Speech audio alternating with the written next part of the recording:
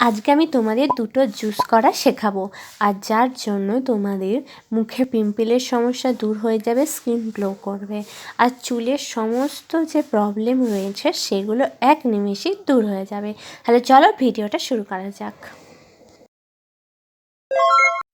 প্রথমে বিটকে নুন দিয়ে সেদ্ধ করতে বসিয়ে দেবে, তারপর সেটার একটা মিক্সারে নিয়ে ভালো করে পেস্ট করে নেবে। আর এটা তোমাদের স্কিনটাকে গ্লো করতে সাহায্য করবে, কারণ এর মধ্যে প্রচুর আয়রন রয়েছে।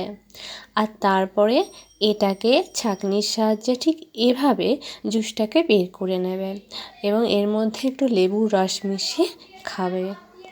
আর এরপরে যেটা লাগবে সেটা হচ্ছে যে আমলকিটাকে এরকমভাবে ছোটো ছোটো করে কুচো করে নিয়ে আমি একটু থেতো করে সেখান থেকে রসটা বের করে নিলাম।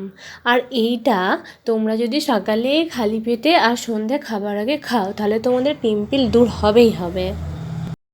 এবারে এই রসটাকে 1 গ্লাস জলে ভালো করে মিশিয়ে খেতে হবে। আর ভিডিওটা তোমাদের কেমন লাগলো তাহলে অবশ্যই জানাবে, আর ভালো লাগলে শেয়ার করো আর সাবস্ক্রাইব করো।